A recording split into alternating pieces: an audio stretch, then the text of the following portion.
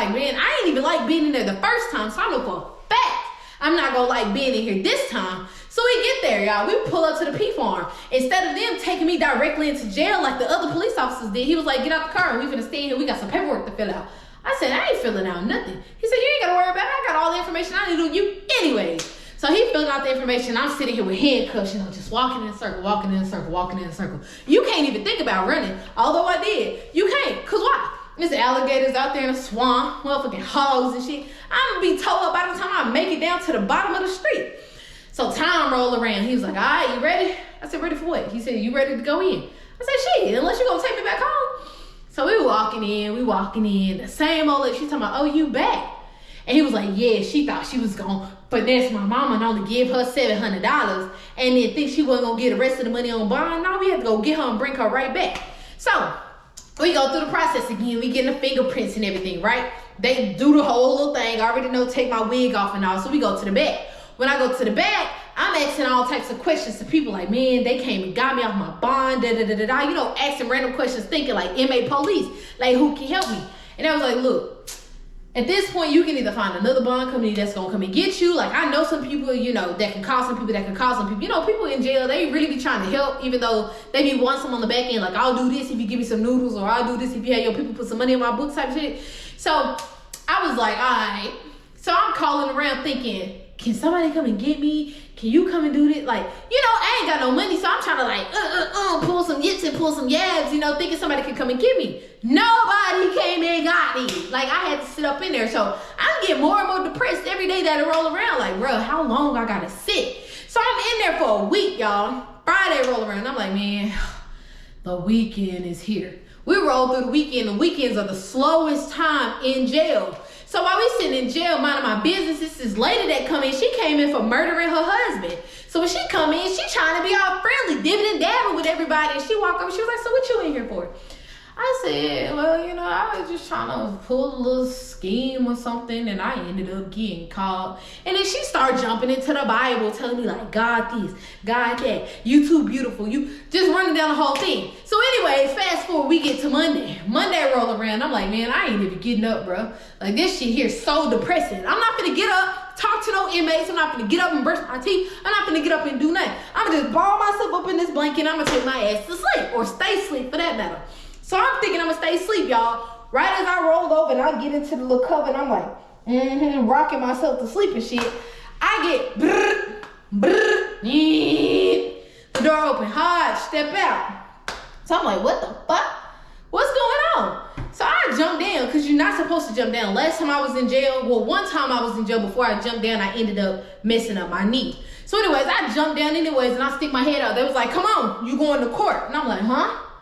So anyways, I walked to the front, bald head and shit. Well, not bald head, but braided head or whatever. I walk to the front and everything. They do the little pat down, make sure I ain't taking nothing out of here that ain't supposed to be taken, and I go to the front. When I go to the front, they take me to this room with this monitor. When I go in, the judge was like, well, you was here on the $20,000 bond. You bonded out, but it said that they revoked your bond and brought you back to jail. He was like, why was that? I was like, because I ain't had the rest of the money to give them, and I kind of just like, tried to go on a run, but they ended up catching me. He was like, all right, like, not like, all right, but he was like, oh, okay. And he doing whatever it is that he doing behind the monitor, looking down at whatever he looking down at, I assume my file. He was like, look, I'm going to release you on your own recognizance because Ms. Red here said that you have children. Ms. Red here said that you don't even live locally, blah, blah, blah. But do you promise to show back up to court? I was like, yes, sir. I mean, I'll come back to court. It's just like, I had the money that I had. I gave it to the bond company. And I didn't have no more money, and I just thought I could like duck and dodge them for a little minute. He was like, no need to explain, I understand. And he was a white judge at the time. So anyways, they run the releasing your own recognizance information, boom, boom, boom. And Miss Red was actually in the building with me, and the judge was on the screen. So after that was done, they walked me out. When they walked me out, Miss Red comes, she was like, listen, you got a $20,000 bond on you, and I got you released on your word. You gotta show back up to court. I was like, yes, ma'am, I'm gonna show back up to court. I mean, shit, I'm getting out for free, right? So I ain't got no choice but to show back up to court. Like, in my mind, I ain't do nothing bad. Like, nothing bad. Like, people do this shit every day. You know what I'm saying? I just happen to get caught type shit.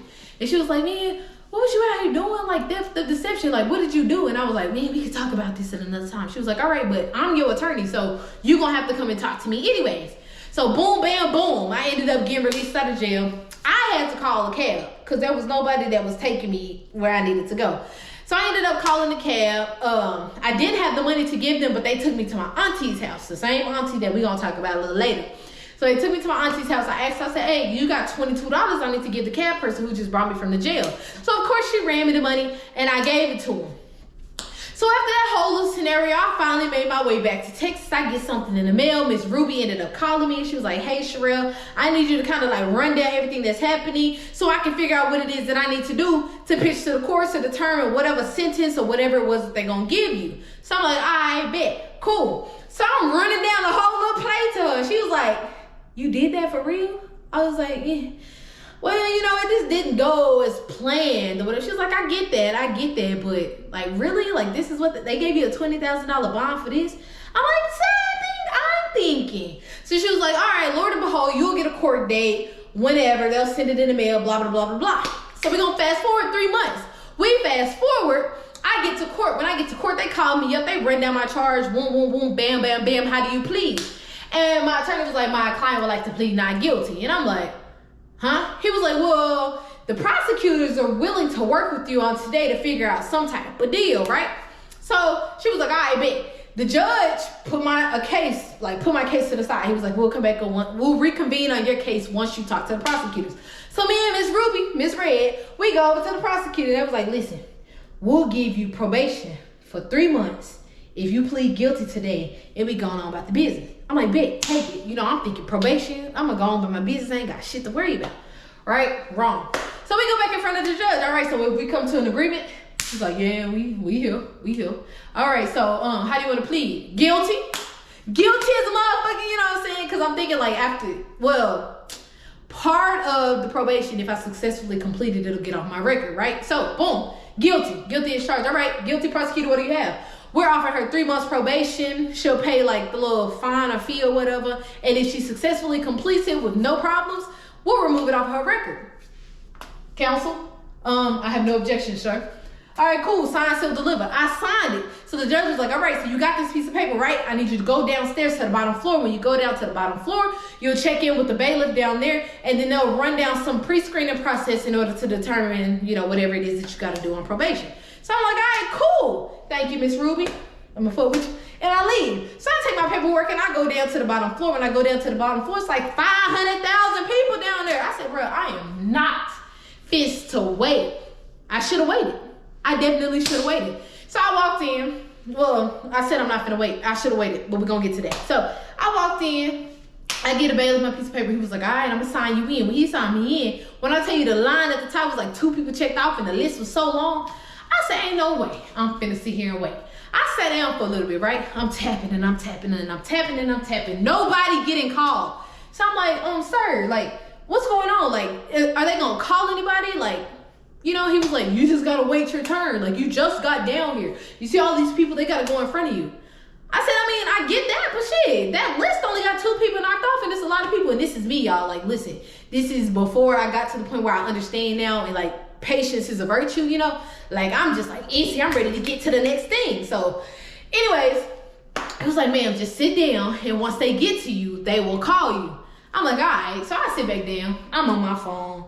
I'm antsy. I'm shaking my knee. I'm looking around. I get up and get some water. I sit back down. I'm scrolling my phone. I'm like, you know what? Fuck this. I didn't say it out loud. I'm like, fuck this.